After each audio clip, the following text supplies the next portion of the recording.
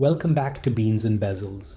Some new microbrands arrive with a lot of noise and do very little to differentiate themselves from this rapidly growing market. Retrovivo, at least from what I've seen so far, has entered the market quietly but with a clear purpose: compact dimensions, accessible prices, and stress-free components.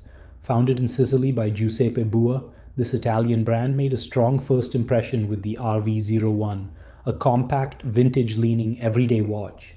That watch's successful Kickstarter debut helped establish the foundation for the brand.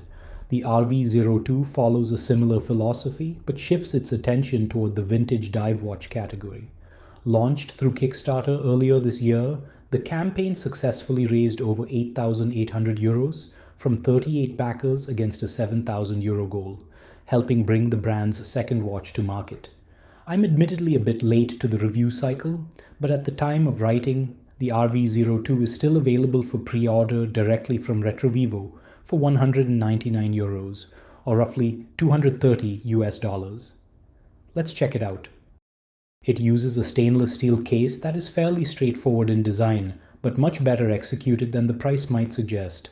The dimensions are well judged: 39 mm in diameter, 45 mm from lug tip to lug tip, 11.2 mm thick with a 20 mm lug width, and a 5.1 mm signed screw-down crown at 3 o'clock.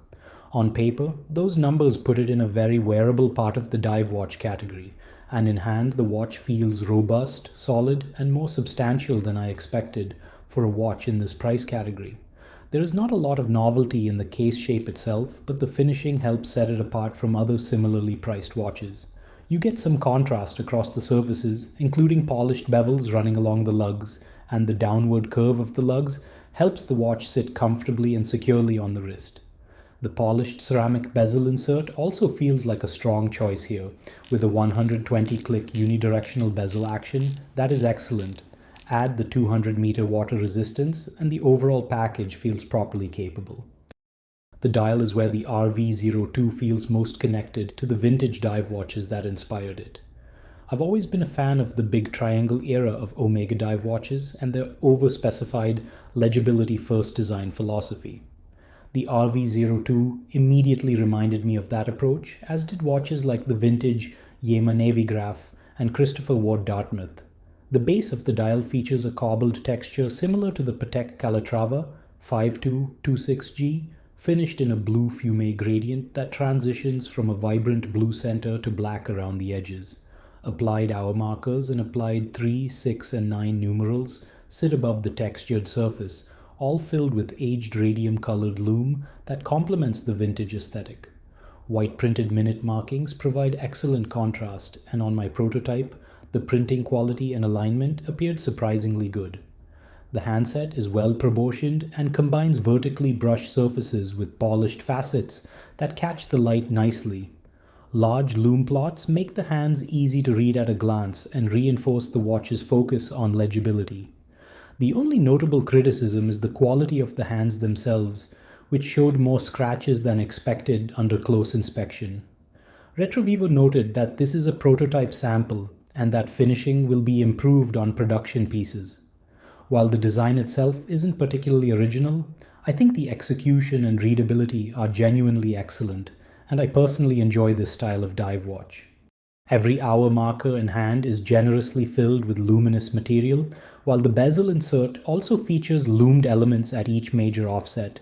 The result is a watch that remains extremely easy to read once the lights go out and stays true to its legibility-first design philosophy. In practice, the lume performs quite well.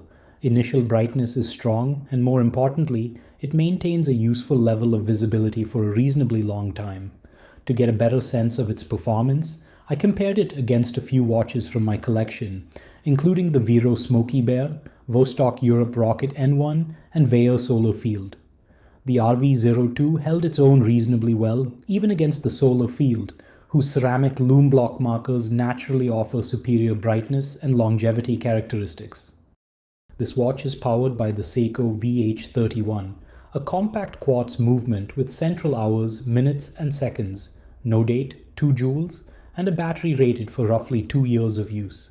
Accuracy is listed at around plus or minus 15 seconds per month, which is the kind of practical advantage that makes Quartz worth considering in a watch like this. I do not have a lot of long-term experience with the VH31, but my experience with this prototype has been excellent. The main appeal is the seconds hand behavior. Instead of ticking once per second like a conventional Quartz movement, the VH31 advances in quarter-second steps, giving it a smoother sweep that feels closer to a slow-beat mechanical movement while retaining Quartz accuracy and convenience.